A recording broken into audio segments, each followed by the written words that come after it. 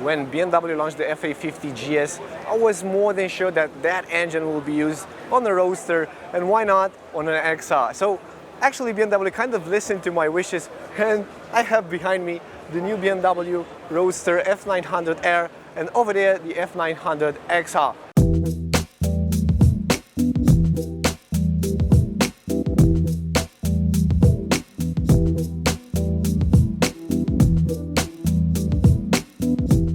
It looks very good. It resembles a lot with the R1250R, which has the same looking headlight and the same position for the dash.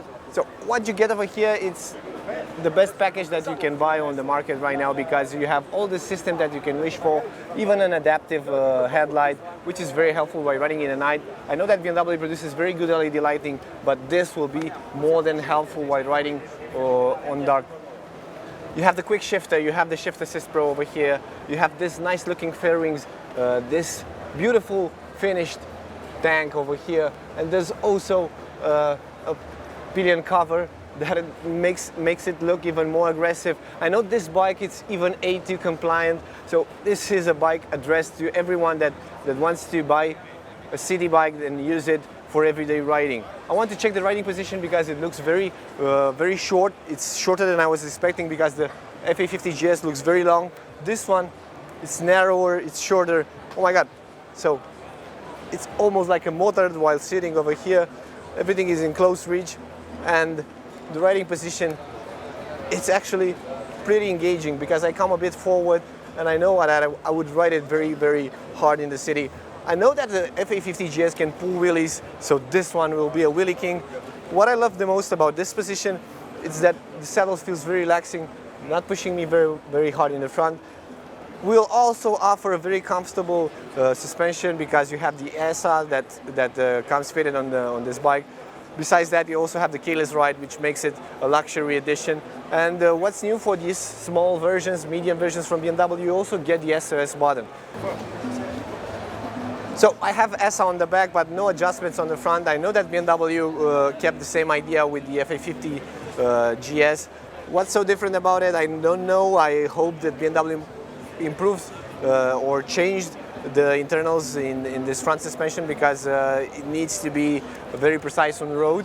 But let's get right now to the touring brother, because it looks very good. It resembles a bit with the big XR, the bigger brother, the S1000XR. This is the F900XR.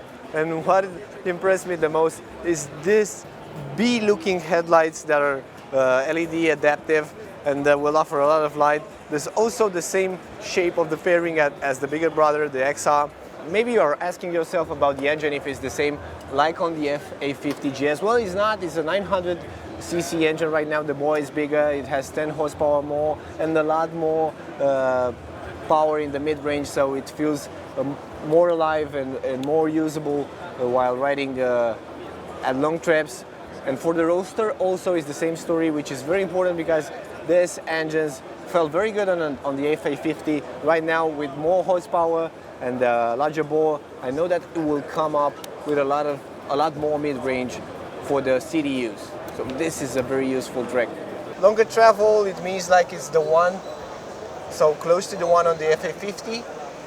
Yes, yeah, of course, close to the F850 GS, but more street-oriented. So we try to maintain still comfort for traveling, for touring riding, but also to keep on the sporty side, to have a very precise. It's an XR, so it's a typical XR. Yeah. Perfect. What about the engine? Because I know the engine is larger right now. Yes. You've made changes. Important changes over there. Can you tell me about that? Yes, it's not only a changing of the naming, it's really a mechanical changing. So we have a bigger piston, and we have really 895 cubic centimeters, and this helps us to gain the power of 10 PS in comparison to the GS, and also maintain a high rev over the whole range. So my hope is that this engine will eat the same fuel amount as the F850, because now being larger, I know that you can guys keep it up to 5 liters and a half to 6 liters. So this is very important for riders. What is the tank capacity right now for the XR? The tank capacity at the XR is 15.5 liter, and we have only a very slightly higher fuel consumption than the 850 GS. So we are at the regular WMTC cycles. We are at 4.2 liters, regarding to 4.1 on the GS. So it's only 0.1 more. And this also gives you pretty much travel range with the bike. What about the power output right now? Because I know the F850 was very torquey. It was like exploding after 8,000 RPM. What about this one? Because it's larger. How does it feel? Yes, it feels maybe a little bit more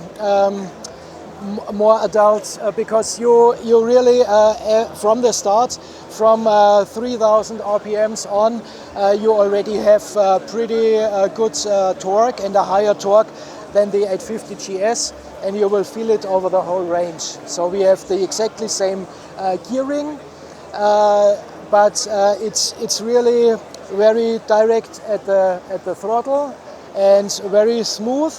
But you can feel that it has more power from the bottom through the mid-range. So the Roadster version will have the same power output, it's the same engine as on the XR? Yes. The only difference is this one should be a bit heavier? Yes. Okay, so this one, how heavier is it? Let's start with the Roadster. Yeah. What's the weight of the Roadster? Around 200 what? The weight of the Roadster in the basic setup is about 210 kilos. And the XR is only slightly heavier. It's about 219 kilos. Of course, it comes from the bigger fuel tank because we always measure it with 90% filled fuel tank, and the fairing, of course, and the bigger headlights. Yeah, and so everything will weigh more. Yeah. What about the riding position? Have you changed the triple trays or something for the front end over here? Yes, to enhance the triangle to make it more. Yes, we did a lot of research in the ergonomic triangle, and so it's not the same like on the GS, and it's also completely different from the I saw that Roadster. The Roadster is pretty close with the handlebars very close to you. Yes, you are so sitting more aggressive, more direct, and here of course you have a more upright and relaxed sitting position. A bit more neutral, a bit more for travel. Yes, and we also have different foot peg positions, so it's not the same between the two models. So even there we have different ergonomics slightly adapted to keep the perfect riding position. A very nice thing to do. Yeah, there's a 2 version with 95 horsepower, and based on this version you also can reduce it to 48 horsepower for different markets. License. Yes, for the So HUs. can't wait to test it. Thanks a lot for this interview again. And You're welcome. I'll come up with impressions from after riding it. Yes, and I will give it we're to looking you. forward to it. Thank you very much. Yeah, you're Thank welcome. you, Michael. So because of that front end travel, it feels a lot more comfortable just by sitting on it. The saddle is enough for me. I'm at around 80 kilograms and it feels very good. I want to check the riding position with this windshield. It seems that it will create some buffeting in my helmet because I'm very tall, but I know that I can hide behind it and ride it pretty fast. The bigger bike, the GS, can go up to 150 kilometers an hour very easily. I know that this one will reach the 200 kilometers an hour milestone very easy. The power output is enough, more than enough for a bike like this.